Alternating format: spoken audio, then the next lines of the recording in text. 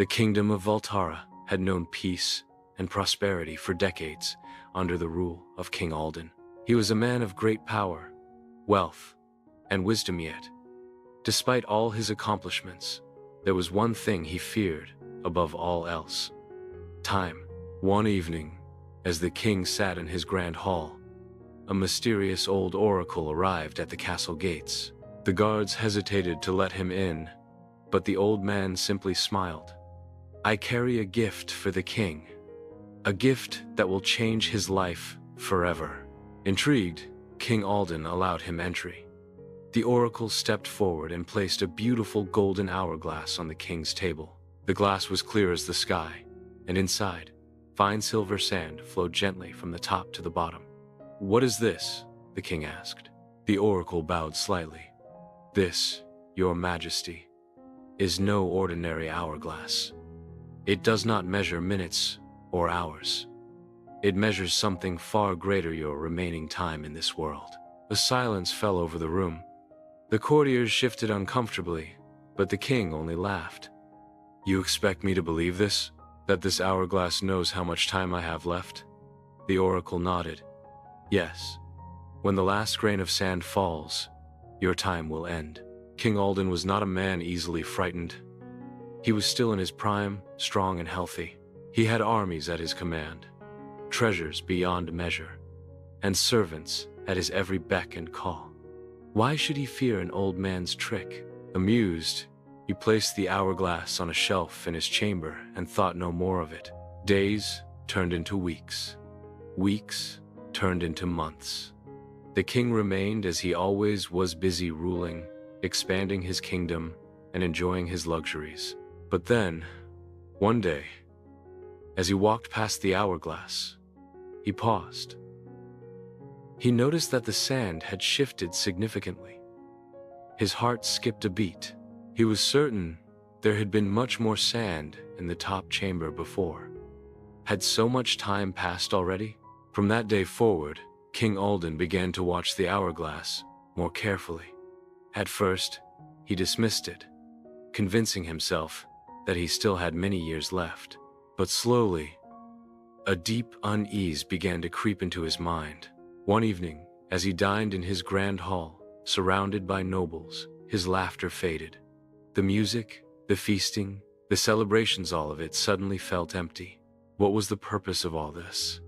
Would any of these riches matter when the final grain of sand fell? He looked at the faces of his guests, smiling, drinking, laughing, and he realized something terrible. No one remembered the kings who came before him. Their names were carved on statues, their faces painted in murals, but their voices had been silenced.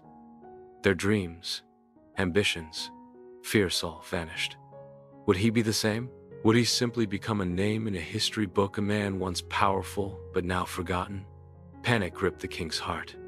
"I must do something," he thought. He summoned healers, scholars, magicians, anyone who might know how to stop the sand from falling. Some offered elixirs of youth, others suggested sacrifices to the gods. One even claimed he could reverse time itself. But the hourglass did not stop. The sand continued to fall, grain by grain, merciless and unstoppable. One evening, filled with despair, King Alden called for the oracle who had given him the hourglass. The old man arrived, his face calm as ever. "You tricked me," the king accused. "You gave me this cursed thing, and now I cannot think of anything but my time running out." The oracle sighed. "Your Majesty, I did not curse you. I gave you a gift: awareness." "Awareness?" the king scoffed. "Awareness of what? That I will die?" The oracle nodded. "Yes, and that knowledge should have set you free. But instead, you let it trap you in fear." The king clenched his fists. "Then tell me, wise man, what should I do?" The oracle gave a small smile. "Live? Live?" the king repeated. "Yes," the oracle said. "You have spent your life ruling, expanding, gathering wealth. But have you ever truly lived? Have you laughed without worry? Have you loved without condition? Have you helped those in need? not for glory, but because it was right. The king was silent. The oracle leaned forward. "Your Majesty, the hourglass does not matter. Whether you have decades left or just days, the question remains, will you waste the time you have left? Or will you finally use it wisely?" With that, the oracle turned and walked away. The next morning, King Alden made a decision. For the first time in years, he left his throne and walked among his people. He listened to their struggles, helped rebuild homes, and sat with the elderly, who had no family. He spent time with his children, not as their king, but as their father. He spoke with his queen, not about political matters, but about dreams they had long forgotten. He stopped chasing power and started appreciating life. And as the final grains of sand fell from the hourglass, he did not fear it anymore. For the first time in his life, he was truly free. Lesson: time is the most precious gift we have. Many people waste their days chasing wealth, success, and status, believing they will live forever. But in the end, no amount of power or money can buy more time. The king's mistake was believing he had endless tomorrows. But tomorrow is never promised. Ask yourself, are you spending your time on things that truly matter? Are you living with purpose, or just existing? If your time was measured, would you be proud of how you spent it? Don't wait until it's too late to appreciate what you have. Live fully, love deeply, and make every second count.